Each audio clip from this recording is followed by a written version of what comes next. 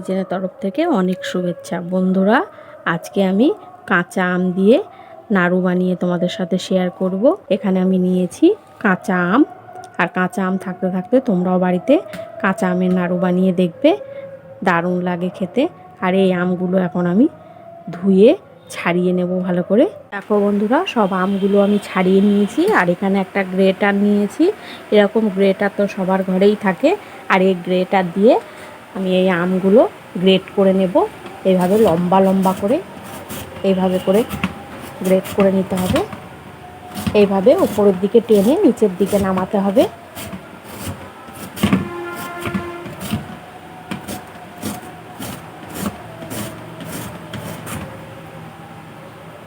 দেখো বন্ধুরা, এই যে এইভাবে করে গ্রেট করে নেব আমগুলো।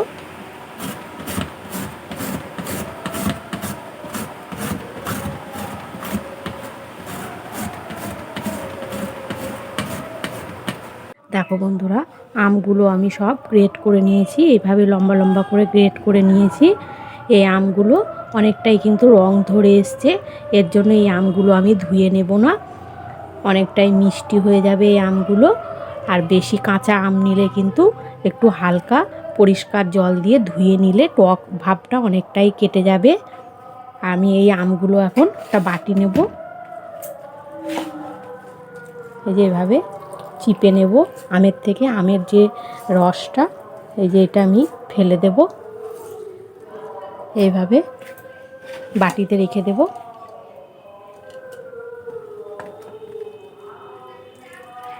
দেখো বন্ধুরা, এই আমের থেকে এই আমের রসটা কিন্তু চিপে ফেলে দিতে হবে।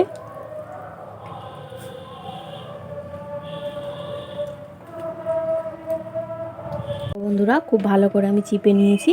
এই আমের থেকে আমের এই রসটা বেরিয়েছে, এগুলো আমি এখন ফেলে দেব। আর এখানে এই দেখো বন্ধুরা, এইভাবে চিপে নিয়েছি। আর আমি এই যে এক বাটি চিনি নিয়েছি। মেজারমিং কাপের 1 কাপ হবে। চিনির মাপটা কিন্তু ঠিকঠাক দিতে হবে। এখানে আমি 5টা আম নিয়েছি। 5টা আমের জন্য 1 কাপ চিনি কিন্তু ঠিক হবে।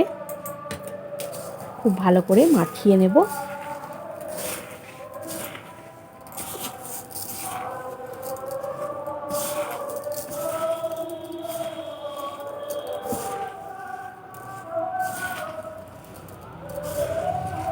বন্ধুরা, খুব ভালো করে আমি মাখিয়ে নিয়েছি।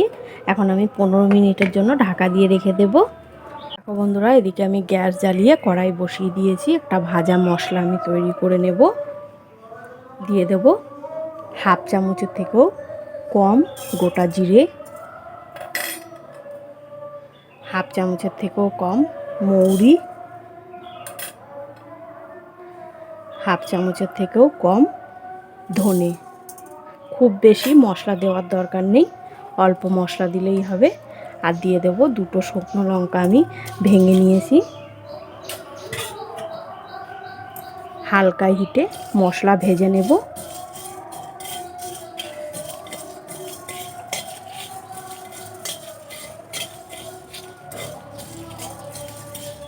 যেমন আম বুঝেই পরিমাণ মতো মশলা দিতে হবে। খুব বেশি মশলা দেওয়ার দরকার নেই, তাহলে কিন্তু ভালো লাগবে না। হালকা হিটে মশলা ভেজে নিতে হবে।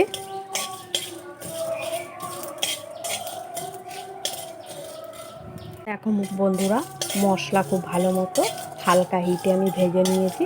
এখন আমি নামিয়ে গুঁড়ো করে নেব। বন্ধুরা, 15 মিনিট ঢাকা দিয়ে রেখে দিয়েছি। দিয়ে দেব স্বাদ মতো লবণ, ছোট চামচের 1 চামচ লঙ্কার গুঁড়ো, ধনে, জিরে, মৌরি, শুকনো লঙ্কা ভেজে গুঁড়ো করে রেখেছি দিয়ে দেব। আবারও আমি খুব ভালো করে মিশিয়ে নেব।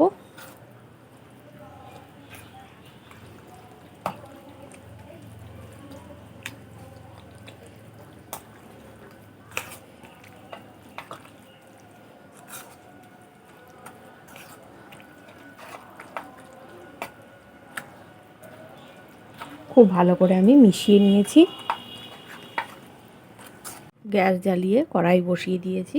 কড়াইয়ের মধ্যে দিয়ে দেব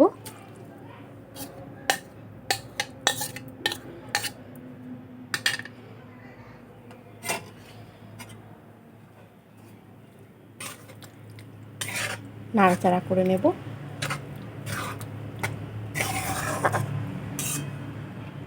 গ্যাস কমিয়ে 5 মিনিট ঢাকা দিয়ে রেখে দেব। দেখো বন্ধুরা 5 মিনিট হয়ে গেছে, আমি এখন ঢাকনা খুলে দেব।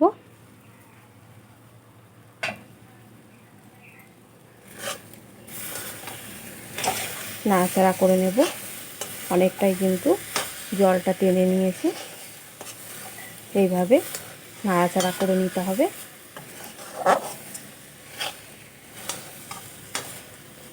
কালারটা কতটা সুন্দর এসছে দেখো বন্ধুরা।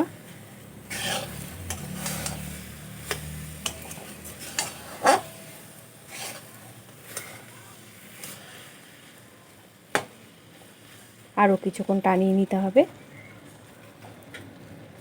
গ্যাসের হিট কমিয়ে কিন্তু বানাতে হবে, খুব বেশি বাড়ানো যাবে না।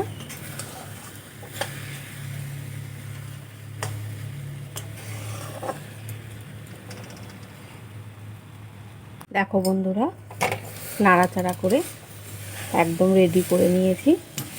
কড়াই থেকে ছেড়ে আসছে তখনই কিন্তু বুঝে নিতে হবে যে একদম রেডি হয়ে গেছে। একদম রেডি।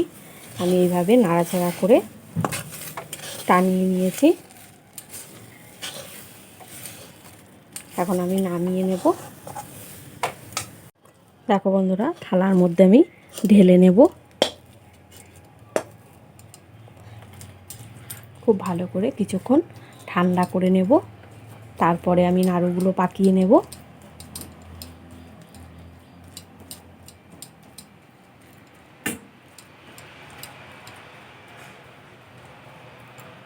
দেখো বন্ধুরা ভালো করে ঠান্ডা করে নিয়েছি।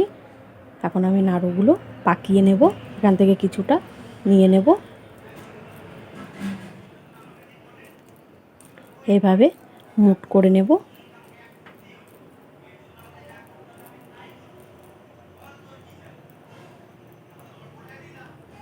দেখো বন্ধুরা এই নাড়ুটা কিন্তু একদম রেডি হয়ে গেছে, রেখে দেব। আবারও আমি কিছুটা নিয়ে নেব।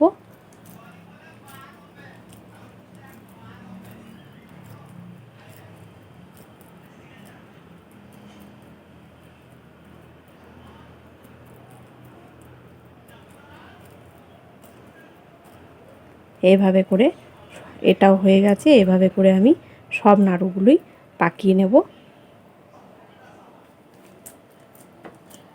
আরও কিছুটা নিয়ে নেব। তো বন্ধুরা সব নাড়ুগুলো আমি প্লেটটার মধ্যে তুলে নিয়েছি।